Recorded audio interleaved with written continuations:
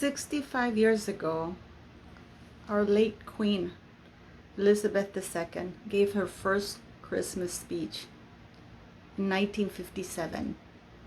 And that speech is as needed and as true today as it was 65 years ago. You be the judge.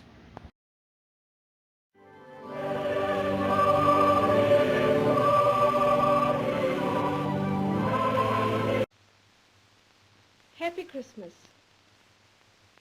See me today is just another example of the speed at which things are changing all around us.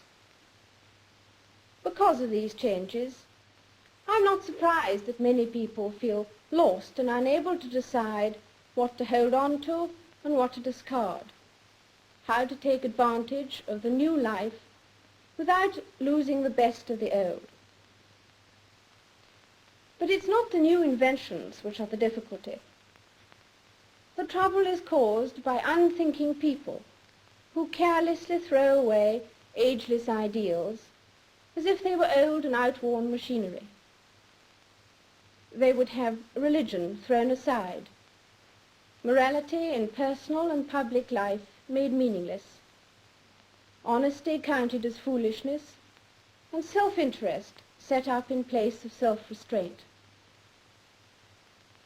At this critical moment in our history, we will certainly lose the trust and respect of the world if we just abandon those fundamental principles which guided the men and women who built the greatness of this country and Commonwealth.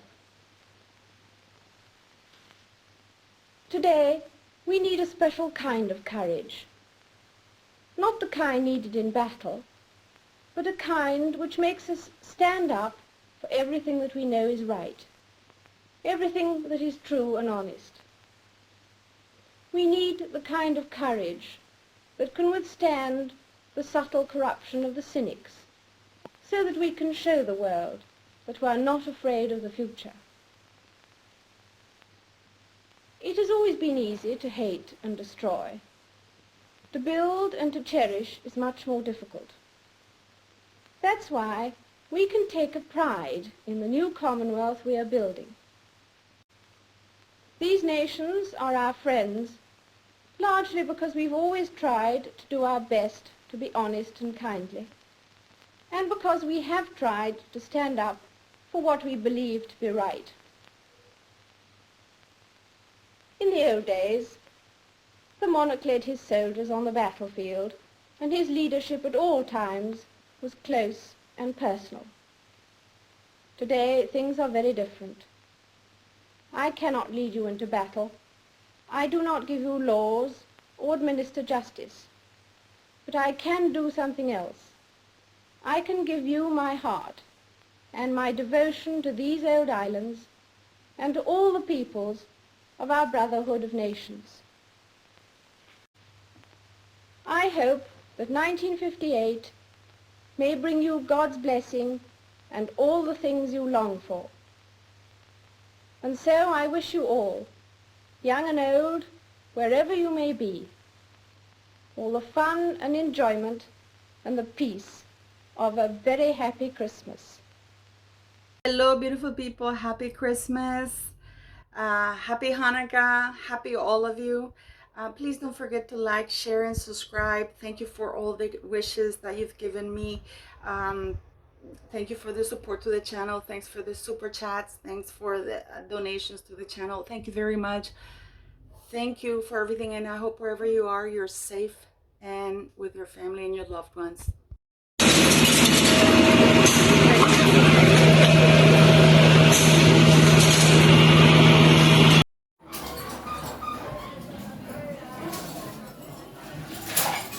Mire, hermano.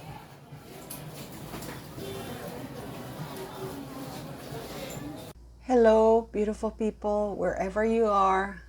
Happy Christmas, Merry Christmas, Happy Hanukkah, whatever it is that your religion and faith is, happy of that.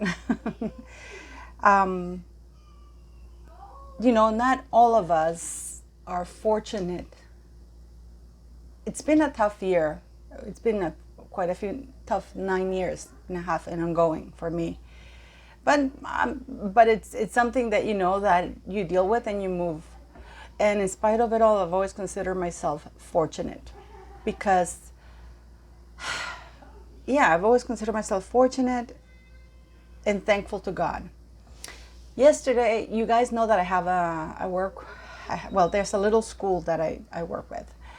And the lady that helps me run it yesterday, we celebrate Christmas here in Nicaragua. A fire broke out in her house and it destroyed everything. I mean, everything. She lost everything. Even the gifts that we had saved up to give the kids and stuff like that. She lost everything in the fire. And I just found out this morning. And in many ways, I'm a little bit upset with her because she should have called me yesterday, but she didn't want to bother me during my holidays. She's a nun, or a former nun, but she's very devout. So I'm going to help her out as much as I can. I'm going to show you the fire and the photos of what's left over. And I do have a little platform, and I am going to try and help her as much as I can with my means and with the community here in Nicaragua. But here the wealthy people are not very charitable. So if anybody feels to donate anything to help her build her house, to replace somehow whatever she lost, I'll leave the PayPal account. It's in my description, my video description, so you can put it, and also you can see it right through here running. Any donation to help her get back on her feet. And and you know what she said to me? I know we lost everything, but I have a lot of faith in God. And I had a conversation with her, and she's, I don't know what I would do. But she said we all, maybe fire purifies, and we got out with our lives. Carlitos, which is a little boy that lives with them, got out alive. But if anything, please, anything you can help with, I hope we can come as a community and try to help him. She doesn't have a bank account, and I can't do a GoFundMe page from here, from Nicaragua, because GoFundMe doesn't work with Nicaragua. So this is why I'm leaving my PayPal account. I apologize that I'm always asking you guys, but there's a lot of need there, and I have this little platform. So anything you can do to donate to help her build her house back up a little bit, or even with anything, it's greatly appreciated. Second, I received a long email yesterday from I don't know, this person, saying that they're fed up with me talking about my case and stuff like that, and how I keep comparing my case to Meghan Markle, and I'm nothing like Meghan Markle. No, I'm nothing like Meghan Markle, thankfully. I tell the truth. I don't lie to the courts like she has, or my ex-husband. Yesterday, while I was out to dinner with my son, his father sent him an email, a long email, right? And it ruined my son's Christmas in a way, kind of spoiled it. It was, I kid you not, too bad it's on the phone, and I kid you not, I could show you how long it is. Not once did he think of asking Henrik, how are you, son? I am proud of you. I love you. I miss you. I know you're studying a hard career. How can I help you? Are you doing okay? Is there anything you need? Absolutely zero. The long email was about him and his brother Gare Friso in Minnesota, that they're cooking this dinner, and then they opened these gifts, and they sent them, and he sent them a picture of the gifts. Not even a thought of saying, Henrik, is there anything that I can buy for you? Nothing. And then he goes and said something that really struck home with me. He said, you do not choose your family, but you do choose which members of your family you hang around with. And Alf, Henrik has chosen to hang around with a parent who has always taken care of. And the reason why, I'm speaking to you because I know you watch my videos. The reason why you don't ask how Henrik is doing and if he needs anything is because you know that I have always provided for our son. You are an embarrassment as a father, as a man. Your family's not decent. You had 3 murder attempts in my life because you were arrogant and narcissistic, and I dared ask you for divorce. That was my crime. And then you went and lied, made my life miserable, my son's life miserable, my reputation in tatters. You are right. Henrik has chosen. And you said that your family is decent and that you're glad that they support you. Yes, they're all criminals. Gare, I know that you're a criminal, Gare. You know, I'm glad you're having a great Christmas in Minnesota. But maybe next time, Alf, ask your son, how are you, Henrik? How can I help you? How are your classes? Do you need anything? When can we meet? No. Instead of, wherever you are, I wish you a happy Christmas.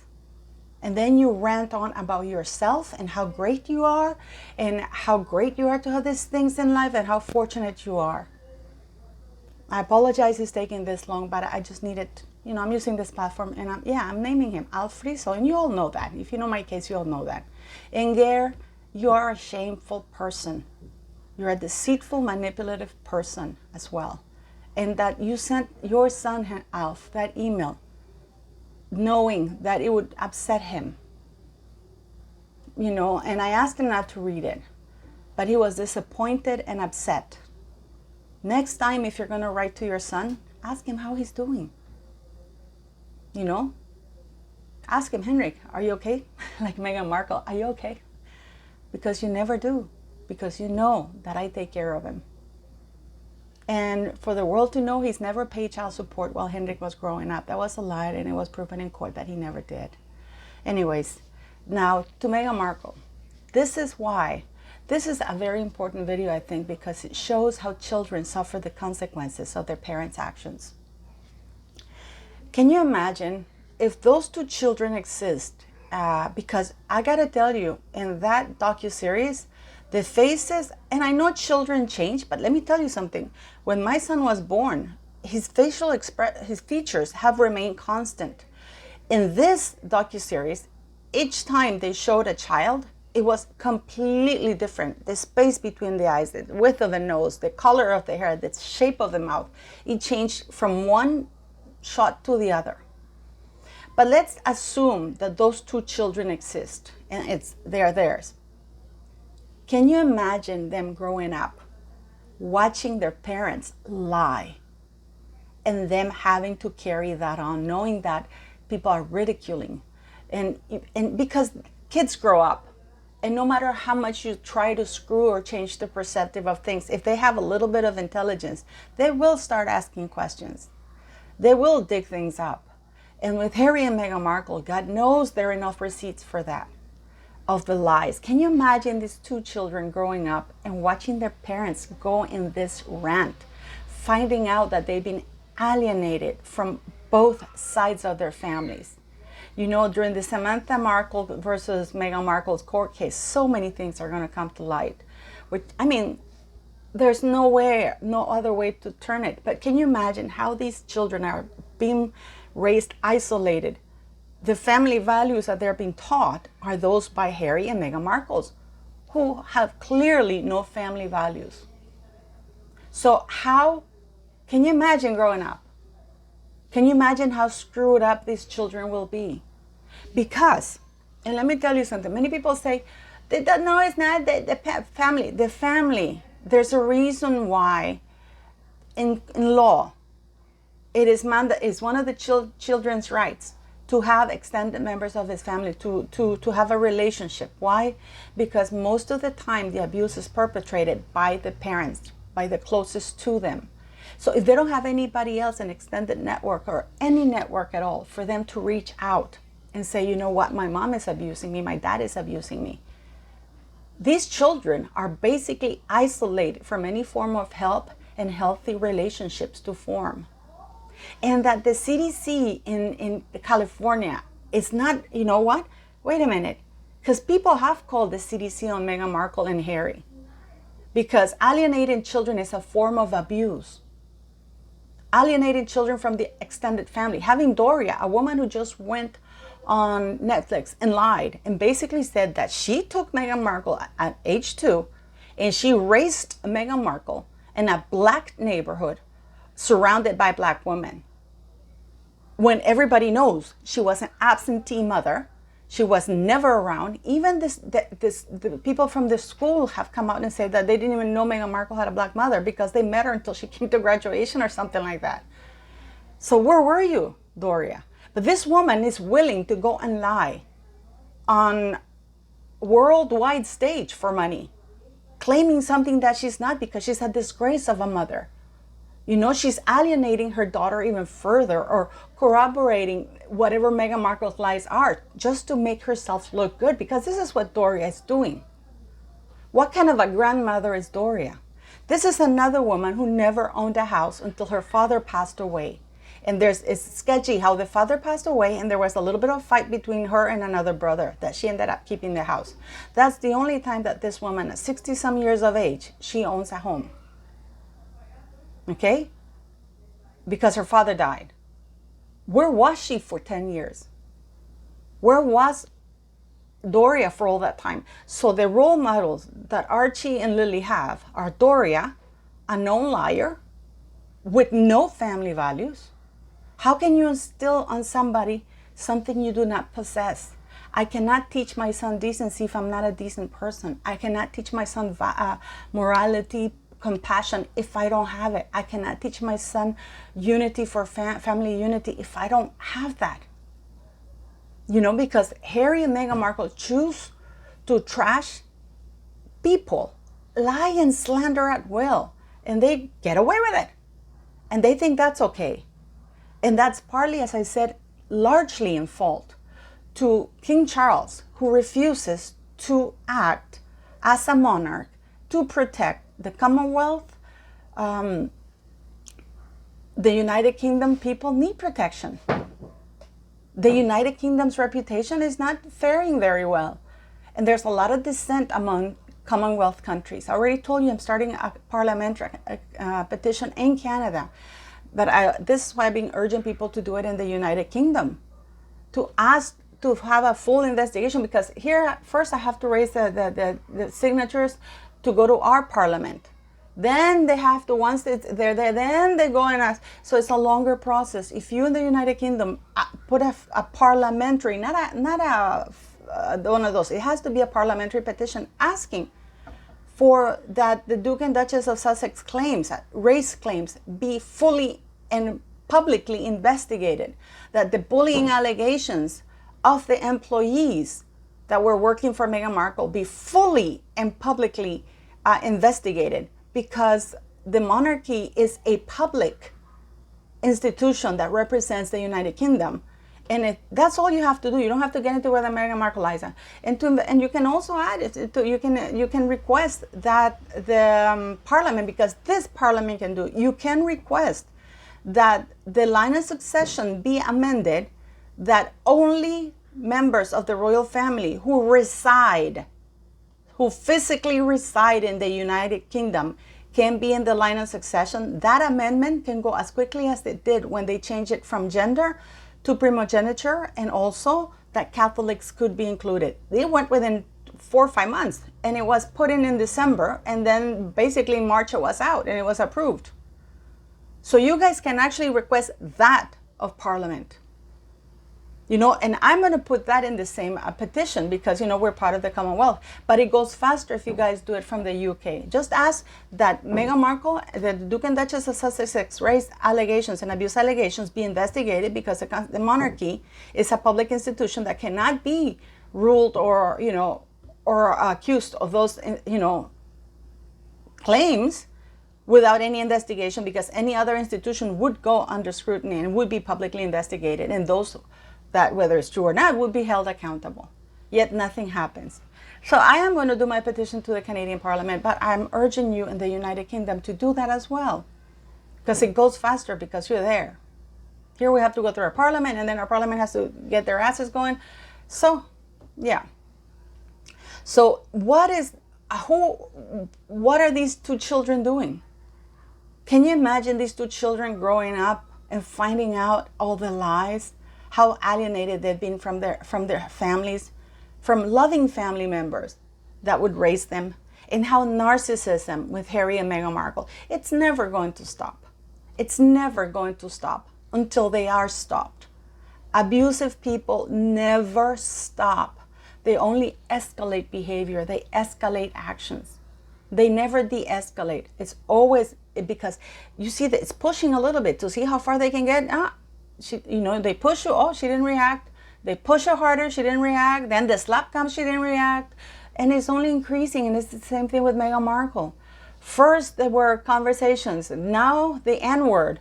Now, the entire thing is racist, along with the UK. And yet, they're happy to collaborate. So, these are the people who are raising these two children. Doria, Meghan Markle, and Harry. 3 beacons of absolutely morally bankrupt people. So, what do you guys think? I mean, why isn't the CDC involved in actually taking a peek at what's going on with these two children? Because isolation and alienation for the remainder of the family is not good. And then King Charles gives a speech of community and service. You know what service you can do, King Charles? You can serve your country and the Commonwealth by holding those accountable of trying to, create chaos, dissent, and, denigrate its reputation and the people who form the Commonwealth. That's a good goal to achieve for next year, even for now. Even for now, accountability is the word that I would use. Anyways, thank you very much for liking, sharing, and subscribing. I wish you a very happy Christmas, a happy Hanukkah. Whatever it is that you believe in, I wish it all to you. And I hope you find it in your hearts to help with the donations for helping her recover and get some of her stuff back. At least, something. So the PayPal account is in my video description. It is much appreciated if you can help out. Anything helps. Thank you very much for listening to me, and have a lovely, lovely, lovely Christmas.